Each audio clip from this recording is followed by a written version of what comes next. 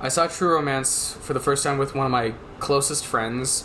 He and I were blown away with the dialogue and the monologues by this. There actually is a really good monologue between Christopher Walken and Dennis Hopper in this movie.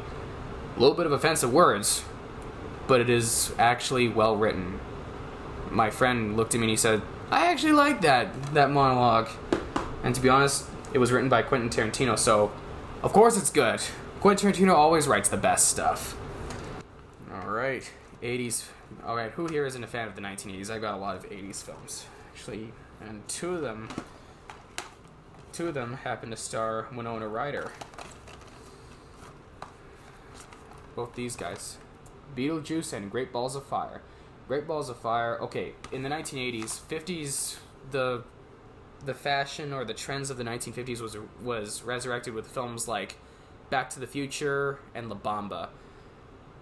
Seriously, I mean, this came out at a really perfect time. Great Balls of Fire. The story of Jerry Lee Lewis, the rock star who really shook the world. And Winona, as you can see, that's just so you know, that's Dennis Quaid, young Dennis Quaid. I never saw Dennis Quaid as a young man before, so that was pretty cool. And Winona Ryder, she's awesome. And of course, Beetlejuice, definitely the big break for Winona Ryder. And we're talking Eddie Murphy, 1980s, 48 Hours. The film that started it all. 48 Hours is, I like to call it the holy grail of the buddy cop film genre.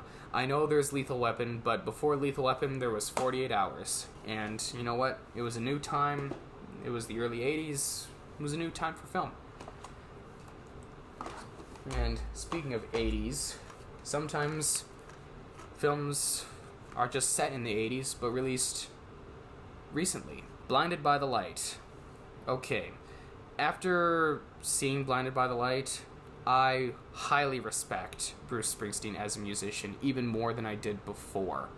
Because you actually, when they put the lyrics up in the trailer, I just was like, okay, I've got to watch this. Because if this is actually going to talk about, if this is actually going to have us listen to Bruce Springsteen's music, like actually get us to listen to Bruce Springsteen's music, I want to see this because I might actually become a bigger Springsteen fan, and I am now. I actually listen to a lot of his music on Spotify now thanks to this, and I actually start to read lyrics now thanks to Blinded by the Light.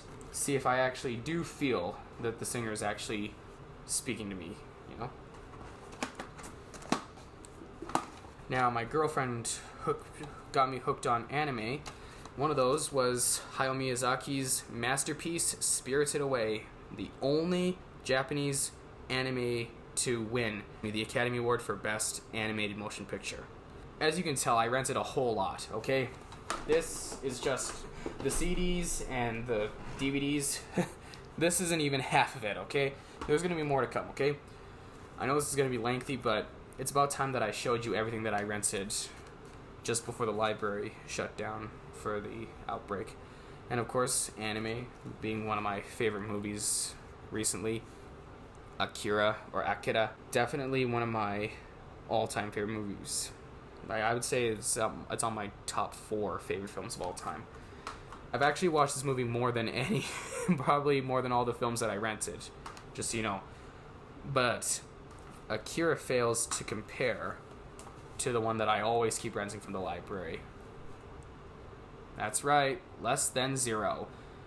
Yes, Less Than Zero and Requiem for a Dream are up there with anti-drug messages. Season 3 of Rick and Morty. I never get tired of Season 3 of Rick and Morty. This is actually my all-time favorite season in the Rick and Morty series. Last film I saw before 2016 came to a close, Manchester by the Sea. Saw that at New Year's Eve, 2016. And it really was it should actually say the second best movie of 2016. Because my favorite movie of 2016 involves Motley Crue.